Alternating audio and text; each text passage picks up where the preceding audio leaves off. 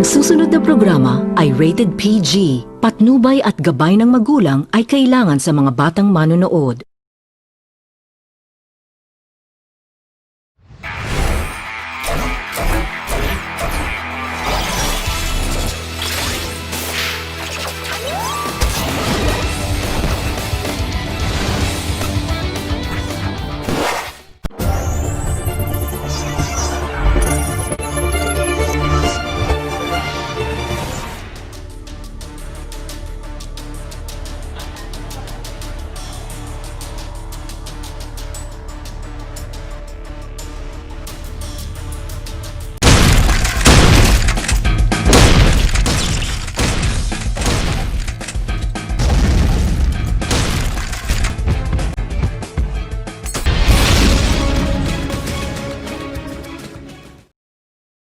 What is it that he is so drawn into games? One moment he's playing like a pro, and one moment he's pacing around the arcade trying to decide what enemies he'd face next. In his right hand, he played with the master key sliding through his fingers. With it, he was the master of the arcade. With one turn of the key, he could become Spider-Man or Cyclops, a World War II pilot, an F1 racer, or he could even take up a gun and shoot down the secret agents, terrorists, terminators, zombies, and dinosaurs. He played almost all the games, and the games where there were people to save drew him most. He could not remember what drew him first to the arcade anymore, but he remembered well when. When he was 7, walking around the mall with his father, all the stores were very dull, except for one that was brightly lit with flashing lights. They went in and they walked through the aisle of the arcade, peering up and barely seeing the screens.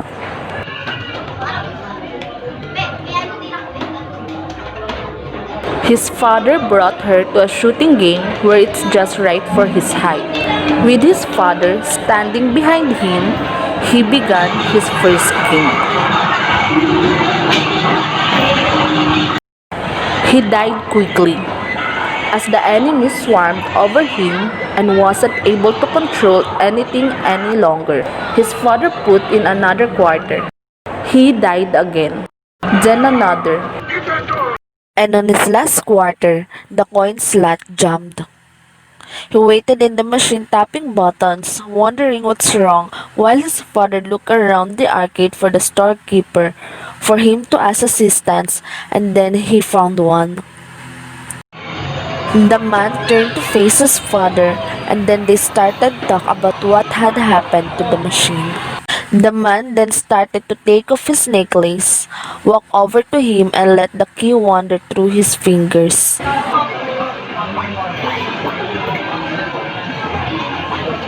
The storekeeper came to the machine, bent over, put the key into the hole below the coin slot, and the machine started up again. Dahil meron ako ulit. Gamit ito, makuha ko yun.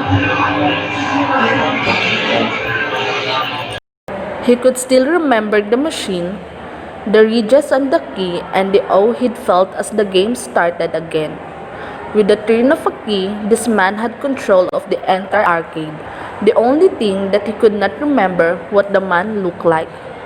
Although all those memories remained vivid, that of the man's face seemed to have just faded away. He used to dream of disappearing, to escape the cruelty of the real world. Sometimes, his mother would catch him staring off to space, and when she asked, she grabbed his ear and sent him out to do something productive and socialize. But he never get along with the neighborhood kids. They were loud and rowdy and made fun of their scrawny body. They would bump him aside and leave him behind, and he'd head Gawa home. mo rito, di ka naman kasali. Hindi ka kasali. Oo nga, doon ka. Doon. Ano naman ba yung ginagawa mo, ha? Paulit-ulit na lang? Ha? Ganito na lang? Ganyan na lang? Wala na bang pagbabago? Di ka ba nagsasawa, ha? But he didn't have to be someone on this world. The rest of his family migrated to another country.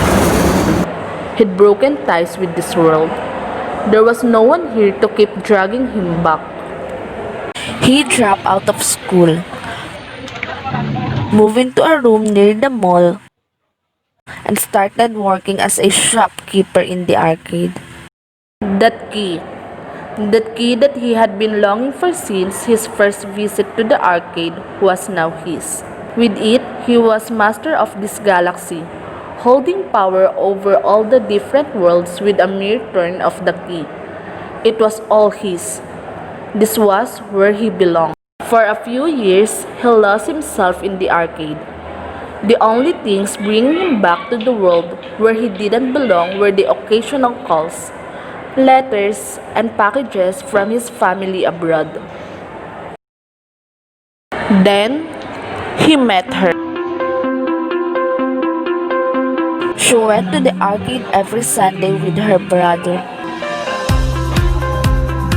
He hadn't seen her as more than the usual arcade visitor until he saw her in a Sunday dress that reminded him of the pink dress worn by Princess Toadstool in the Donkey Kong and Super Mario Bros. Games. He remembered being Mario climbing through those pipes up past that evil gorilla, hopping across the bridges, and stomping King Koopa's spike shell to rescue the princess. After that day when she wore the pink dress, her face was embedded in his memory. The graphics in the games changed and morphed to resemble her. Stared into space, he would think about her hair, his fingers passing through the locks down to her neck. His hand would go from her neck to her shoulders, and he would bring her in close to him. Years had passed with him not noticing as he lost himself in games, but now he was counting days again. She came in on Friday. They were in their school uniform, the girls in white-collared attires and the boys in blue pants. He was happily surprised that his wait to see her hadn't had to last a week. It was after lunch and there weren't many people. He watched her with her friends.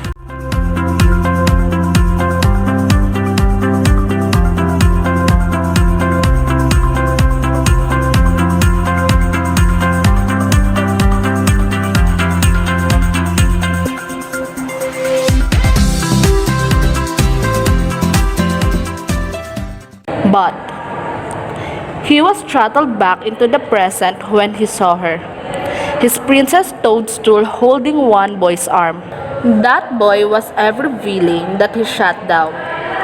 His eyes locked in on the couple, and he waited for his chance to storm the castle and pull Drawbridge out from under this King Koopa.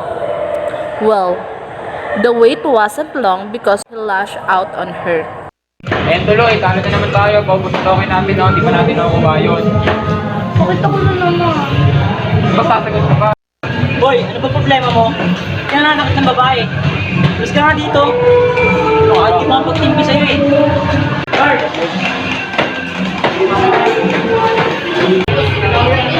After that, he came back to his Princess Toadstool. He stayed with her, not knowing what to say. This was how it felt. He realized he had saved someone, had rescued, had been a hero, a protector. Then, her friend came to get her. Thank you nga pala nga. Kaya kita nakikita to tuwing Sunday. Ah, talaga? Tuwing Sunday.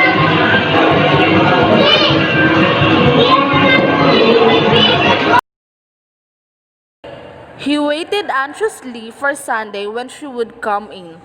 He watched her as she came with her brothers. They went to the usual games that they played. He followed them and waited for her to call him to come to her rescue.